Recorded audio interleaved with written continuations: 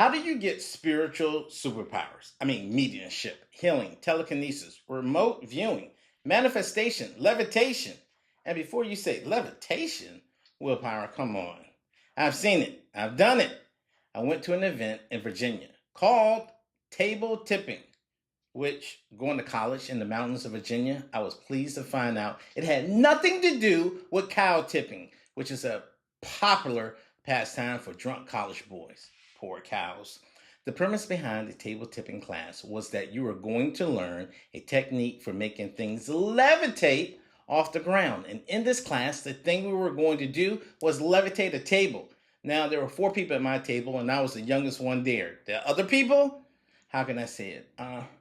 They were old. I mean, old like if one of them were on the other side of the spiritual veil next week, no one would be surprised. Not even them. We could not have lifted that table together if we tried. But after learning the levitation technique, we simply touched the table with the tip of our fingers and voila, the table levitated. I'm talking about 5 inches off the ground, straight up levitating. And in an upcoming video, I'm going to teach you the technique we were taught for how to make things levitate. So subscribe, what you doing? Because we're going to get into some serious stuff in this series. This is the Superpower series, how to get spiritual superpowers. And if you are new to this channel, my name, Willpower Harris. I've been exploring spirituality and meditation since 2012. My background is corporate training. I run a global consulting company. And I'm also the founder of Search. It's spelled like church without the C.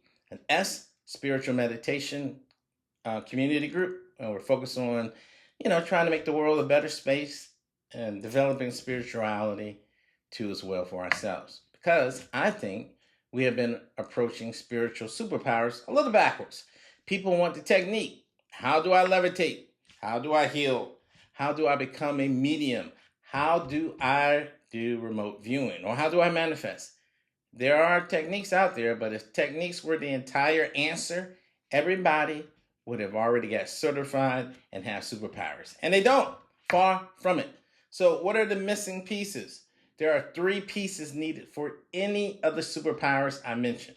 And when you understand all 3, you have a roadmap for developing the spiritual ability you want. And I want you to remember that table levitating 5 inches off the ground, because before we finish, you're going to understand why the technique we learned that day was only 1/3 of what I believe actually happened that day. Number 1 thing to know is technique. Technique is knowing specifically what to do. There's no shortage of certifications out there in the spiritual world. You can get certified on everything. Everything. Astrology, Reiki, mediumship, healing, manifestation. Technique? That's the easy part. Give me 2 people, teach them the same technique. They can all get an A. Get an A up in there. But get out of class and one person can change the world and the other person, they'll be like, this technique don't work. Well, it don't work because of the missing virtue. And this is where I have to tell you something about myself. And it's not the best look for me, but I want to keep it 100. If I keep it real with you, I would say that when I started off in spirituality back in 2012, there was a workshop where you could go to learn how to bend silver spoons with your mind. And also learn how to turn light bulbs on in your hands with your mind. And I thought it would be super cool because my name is Willpower. And I figured I could do a training class like, Tony Robbins has that walk on fire thing and you won't get burnt. And if I could do that, I could have it so that somebody could come to my workshop and I would show them how they could turn the light bulb on with their hands. And then if it didn't work for them, they had to pay me more money to come back again until they learn how to do it. Cha-ching. But that's how my mindset was. And then the silver spoons, I could teach them how to bend the spoons. And then as I meditated more and I got a little bit more spiritual, I got a message after one of my meditations, right before I signed up for a class, that said, what matters more? You knowing how to bend the spoon with your mind, or that you learn how to put food on the end of a spoon to feed the hungry? And I was like, damn. Yeah, I guess the second one's more important. And that took me on a different path.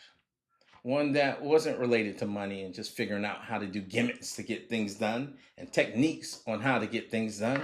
It was a different path, a path that led me to go into India, Nepal, Ghana, all these other places trying to do humanitarian things and meditate more and kindness. And that's when I realized all these things that some people think are the steak, nah, that's the sizzle. It's just a side effect.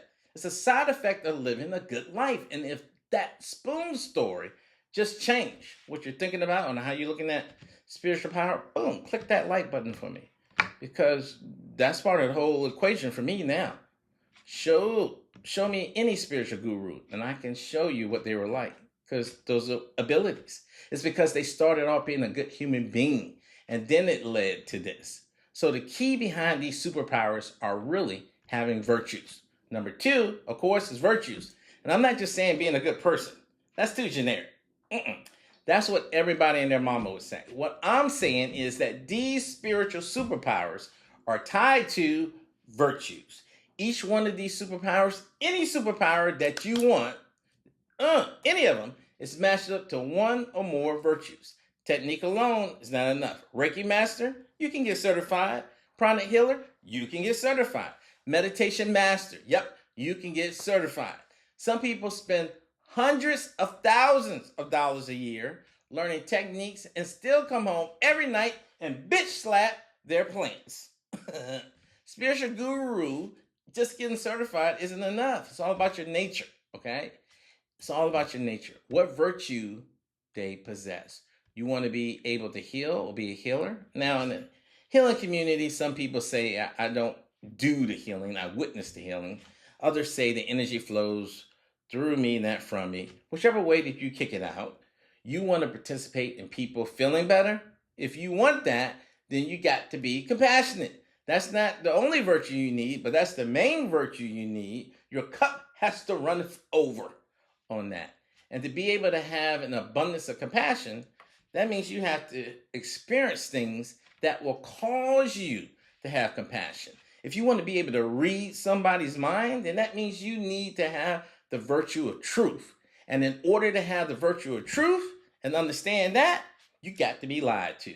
So that means you got to be betrayed, bamboozled, led astray before you get these great spiritual superpowers. You got to run through some stuff. So whatever you want to get, put that in the comments because I'm going to be looking back at these. If it's mediumship or healing, manifestation, telekinesis, levitation, something I haven't mentioned yet, you can put that in there too, okay? Because throughout this series, we're going to start matching those superpowers with their specific virtues.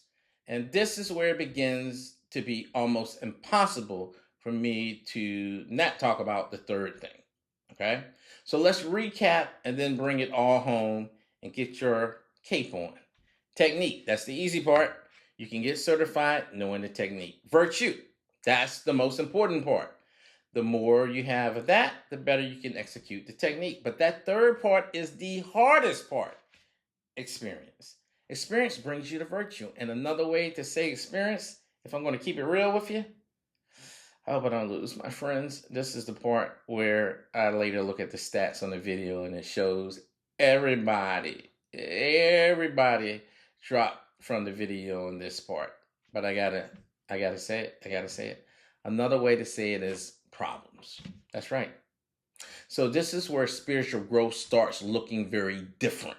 Because a lot of the things that we pray for, that we want to manifest, the universe doesn't hear just the good stuff at the bottom. The universe hears, okay, you want this? All right, we'll bring you that. That will bring you this. So your prayers are being answered the whole time while you're crying.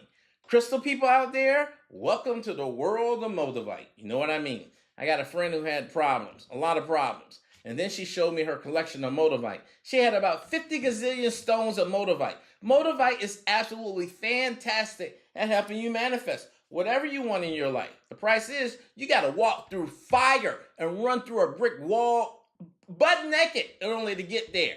Okay, so you just can't touch Moldavite, people. You can't sport Moldavite around your neck when you got a quartz soul within your body. And that brings us right back to the question that we started with. how do you get spiritual superpowers? Technique is part of it.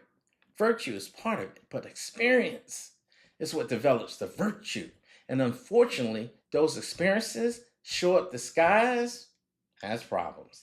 That's where this gets really interesting, because if that is true, then some of the problems you're trying desperately to get out of your life may actually be developing the exact virtue connected to the spiritual ability you have been asking for. You keep running into the same problem again and again. And that is what we're going to get into in the next episode. I'm going to show you how specific problems can develop specific virtues, and how those virtues connect directly to the abilities like healing, intuition, mediumship, manifestation, and other spiritual abilities. Because maybe the question isn't only how do I get this superpower? Maybe the better question is, what kind of human being would I have to become in order to have it? And remember where we started, that table levitating, right? That technique was useful, but everything I have learned since then, I believe the technique was only part of the story. The bigger story is the person you become. And ultimately, whatever spiritual ability you develop should help you do more good in the world. It took joy, it took laughter to levitate that table that day. Hint, hint. That type of skill can do more than lift tables, it lifts hearts. Find peace, create peace, help somebody else find theirs. The next video to search for on this channel is how to select your spiritual superpower. That's the next great thing to watch for you. Until next time, search and stay meditated.